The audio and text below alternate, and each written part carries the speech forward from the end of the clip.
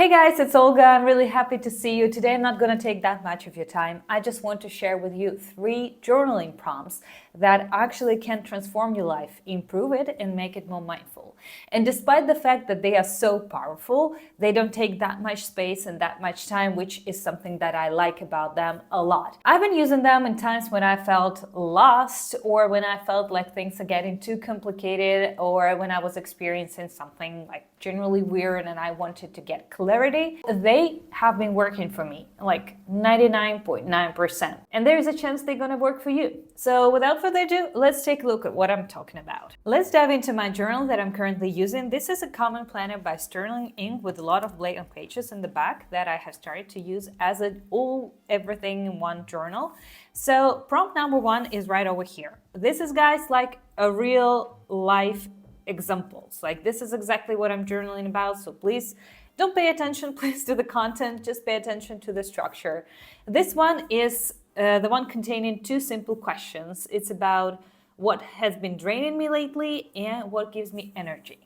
And this prompt is really awesome because it can give you clarity. Like, imagine you've been feeling a bit down and not really that willing to participate in things that you used to like to participate in. Sometimes you just need to sit down and figure out what the hell is going on and why you don't feel that energy. And this exercise is exactly what is helping me figure out what is going on.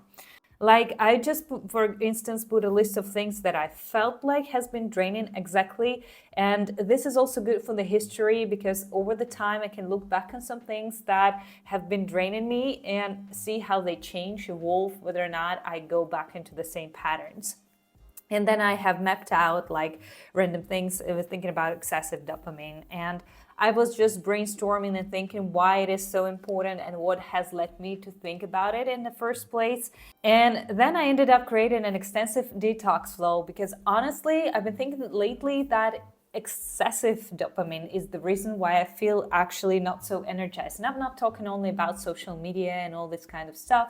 I'm talking the dopamine that is everywhere, starting with listening to audiobooks, I don't know, eating and watching something like a TV show, whatever. You know the drill. This is not the point. The point is that this exercise has led me to think clearly about what are the things exactly that are draining me when it comes, for example, to excessive dopamine. What are some unhealthy habits or bad habits that I have developed that lead me to feel actually drained? And of course, I have turned it into what gives me energy. Like, sit down, listen to yourself, explore your mind, find all the small things, so bigger things that can make you feel this energy, that make you feel like, I don't know, excited to live, excited to do things. For me, I have created a list looking like this, and this is a call to action. So this is a call to action, and this one as well. This exercise gives you a clear understanding of what you should be doing less of in your life and what you should incorporate more. And of course, it's not enough to just write down this exercise, and same applies to the other prompts as well, because in the end, it's about, like, working on yourself and actually doing some things, implementing some things. It goes beyond this video's topic, but trust me, this exercise gives you clarity. Again, sorry for mentioning it for like 100th time, but it gives you clarity and clear understanding of what you gotta do. And then it's up to you whether or not you want to implement that in your life. You know what? It's one step at a time. None of those prompts are like life-changing in a sense where they're gonna change your life like this for the best. It doesn't work like this. I guess nothing really does. It's about like reconnecting with yourself and defining some values for yourself that actually are important for you, and, well, putting your resources into that spheres of your life. Let's now jump to prompt number 2, and this one I love. It looks like this. These are a set of questions, and it starts with what I am thinking. Is it true, and what I feel when I'm thinking it, and how do I act when I have this thought, and what is the outcome of this thought? So this really applies to situations when you feel intense, mostly, I guess, negative emotions, including anxiety, madness, anger, or things like that. like you are really feeling something so strongly and you start to think a lot about that, and you can help but notice how your behavior, how your reactions change just because you've been feeling that feeling or thinking that thought based on this feeling. So you have to be mindful about and like be honest with yourself and put on paper exactly what the hell is going on. And then you twist it, you turn it around and start thinking about how would I feel if I haven't had this thought? How would I act and what would be the outcome? And that is really amazing because that way you can see how your life can change. Not when you stop like feeling something, but when you stop reacting in a certain way to some of your feelings. This is a very important point. I'm here totally pro all kinds of feelings and emotions, and I think that the bad emotions should well, they should be appreciated in so many ways. So definitely this is not about trying to just make yourself, force yourself to believe that you are not supposed to be mad or angry or whatever. It's about thinking how you react and act based off your emotions, and most importantly, how you think. And this exercise helps. It highlights you what can change and how you can act instead, how you can think instead.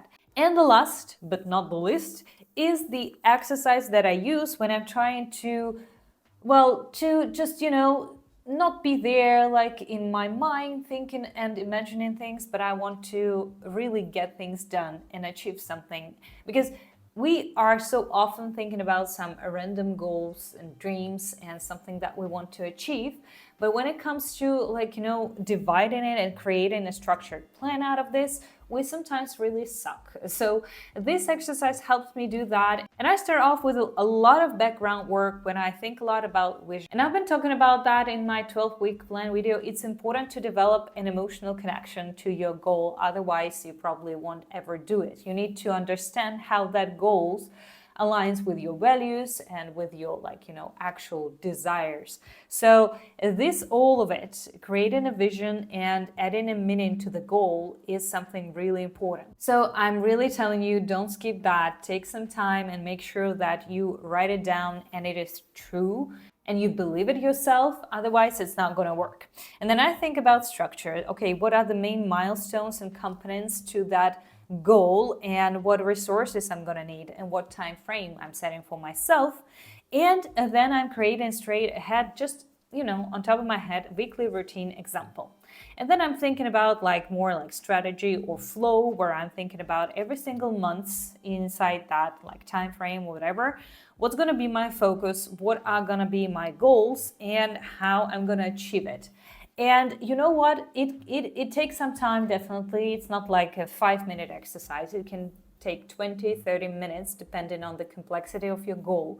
But for me, this is something that helps me get out of the dreamland or wonderland and actually start doing things. And I use that in my planner further to create actual tasks and exercises and things like that.